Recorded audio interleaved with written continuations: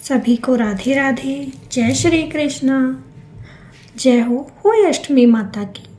आज हम आपके लिए होय अष्टमी व्रत कथा लेकर आए हैं, जो कि घर घर सुनी जाने वाली बड़ी ही प्रचलित कथा है। तो आइए सभी होय माता को नमस्कार करते हैं और कहानी को शुरू करते हैं। एक नगर में एक साहूकार रहता था। साहूकार के 7 बेटे थे और एक बेटी थी। साहूकार के सभी बच्चों का विवाह हो चुका था।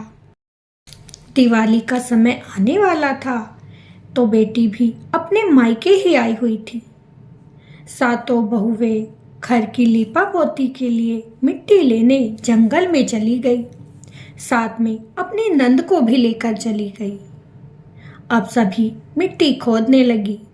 उधर नंद भी मिट्टी खोद रही थी, लेकिन जहां नंद मिट्टी खोद रही थी वहां पर एक शाहू अपने बच्चों के साथ रहती थी। जैसे ही नंद ने को फावड़ा मारा तो वह शाहू के बच्चे वहां पर मर गए। नंद ने जब खून में सनी हुई अपने फावड़े को देखा तो वह रोने लगी। उसका रोना सुनकर सातों बहुएं उसके पास आ गई। तभी वहां पर शाहू भी आ गई और कहने लगी, जिसने मेरे बच्चों को मारा है मैं उसकी कोख बंधवा दूंगी। नंद बिलखती हुई शाहू के आगे गिड़गिड़ाने लगी, हे शाहू माता, मुझसे अपराध हो गया। मैंने भूलवश आपके बच्चों को मार दिया। मेरी कोख मत बांधिए। लेकिन शाहू तो बड़ी क्रोधित थी। उसने कहा, मैं तुम्हारी कोख नहीं छोड़ूंगी। तब बहुएं कहने लगी, हमारी प्यारी नंद है, इसकी कोख छोड़ दो। शाहू ने कहा, अगर तुम अपनी नंद की कोख छुड़वाना चाहती हो तो तुम्हें अपनी कोख बंधवानी पड़ेगी। ये सुनकर 6 की 6 बहुएं घबरा गई। उन्होंने कुछ ना कहा, लेकिन 7वीं छोटी बहू अपनी नंद से बहुत प्यार करती थी। उसने कहा, हे शाहू माता, मेरी नंद की कोख मत बांधिए, आप मेरी कोख ले लीजिए। अब तो शाहू ने छोटी बहू की कोख बांध दी। सारी बहुएं अपनी नंद के साथ घर वापस आ गई। ऐसे ही कुछ समय तो बीत गया, लेकिन जब छोटी बहू को बच्चे होते तो वो होते ही मर जाया करते थे। ये देखकर छोटी बहू बड़ी रोया करती कि मेरे साथ ही ऐसा क्यों होता है। अब वो सारी बातें भूल चुकी थी।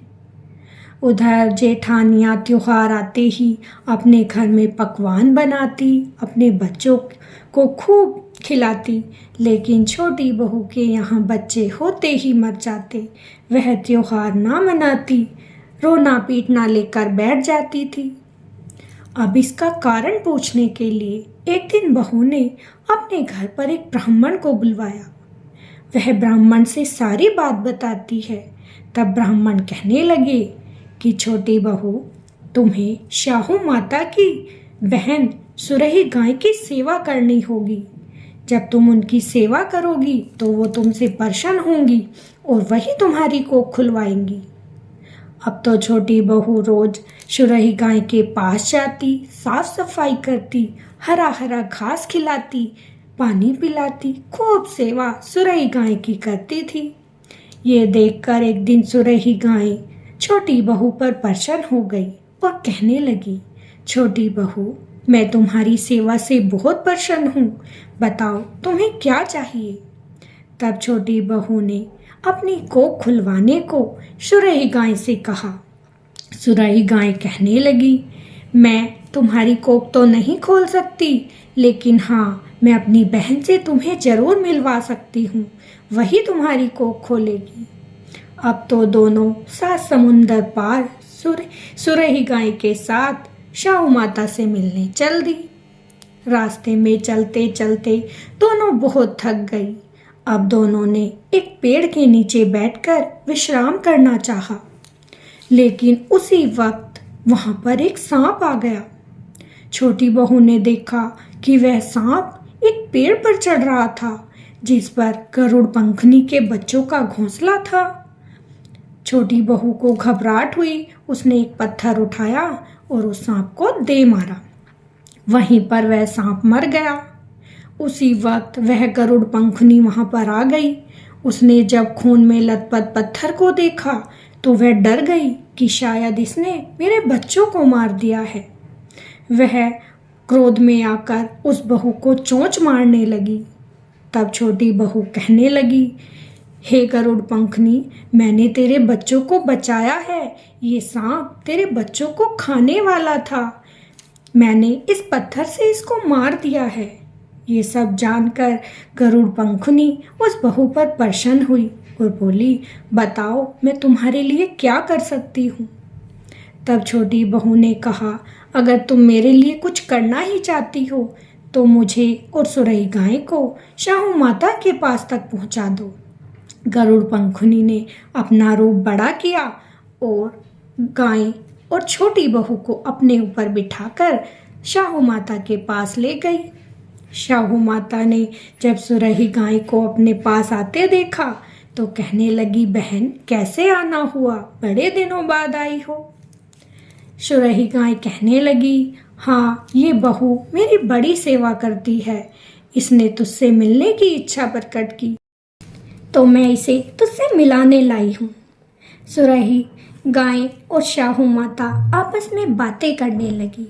तब शाहू माता बोली, अरे बहन, मेरे सर में बहुत जुएं पड़ गई हैं, क्या तो इन्हें साफ कर देगी। सुरही गाय ने छोटी बहू से कहा।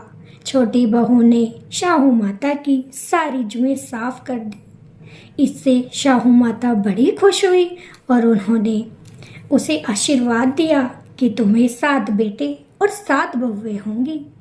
इतना सुनते ही छोटी बहू रोने लगी और बोली, हे माता, 7 बेटे 7 बहुएं कैसे होंगी, मेरी तो हर औलाद होते ही मर जाती है। शाहू माता ने इसका कारण पूछा तो छोटी बहू ने बताया कि आप ही ने तो मेरी कोख बांधी थी। जब शाहू माता को ये बात पता चली तो वो कहने लगी, मैं तेरी कोख बिल्कुल नहीं खोलती, लेकिन आज तूने मेरी सेवा की है और मैंने उस सेवा से खुश होकर तुझे आशीर्वाद दे दिया है। मेरा आशीर्वाद खाली नहीं जाता, इसीलिए अब तुझे 7 बेटे भी होंगे और 7 बहुएं भी आएंगी। तो खुशी खुशी अपने घर जा, अच्छे से अष्टमी माता का व्रत रख, खूब सारे पकवान बना। देखते ही देखते तेरे सारे बच्चे जिंदा हो जाएंगे। अब तो छोटी बहू माता को प्रणाम करके अपने घर चली गई। उधर अष्टमी का दिन था। वह व्रत रखती है, पूजा पाठ करती है, अपने घर में पकवान बनाती है, तो देखते ही देखते उसके 7 बेटे जिंदा हो जाते हैं। उधर जेठानियाँ जल्दी जल्दी बातें कर रही थी, अरे जल्दी जल्दी पूज लो नहीं तो सद्रोवनी रोने लगेगी। लेकिन उस दिन उन्हें कोई रोने की आवाज़ नहीं आई। उन्हें इस बात का बड़ा आश्चर्य हुआ। उन्होंने अपने बच्चों को अपनी देवरानी के घर भेजा तो बच्चों ने आकर बताया कि माँ, चाची तो पकवान बना रही है, अपने बच्चों को खिला रही है। ये सुनकर सारी जेठानियाँ अपनी देवरानी के घर गई और उससे इस बात का कारण पूछने लगी कि ये सब कैसे हो गया। तब देवरानी ने सारी बात अपनी जेठानियों को बताई कि कैसे शाहू माता ने उसकी कोख खोल दी, उसके सारे बच्चे जीवित हो गए। अब तो जेठानियाँ भी हंसी खुशी से अष्टमी माता का व्रत रखती, पूजा पाठ करती और जो भी इस व्रत को अच्छे से नियम पूर्वक करता है, होई अष्टमी माता उस पर अपना आशीर्वाद सदैव बनाए रखती है। तो बोलिए होई माता की जय। आपको ये कहानी अगर अच्छी लगी हो तो हमारी वीडियो को लाइक ज़रूर कीजिएगा और चैनल को सब्सक्राइब कीजिएगा। हम आपके लिए व्रत, त्योहार और सच्ची कहानियाँ लेकर आते रहेंगे। तब तक के लिए राधे राधे, जय श्री कृष्णा।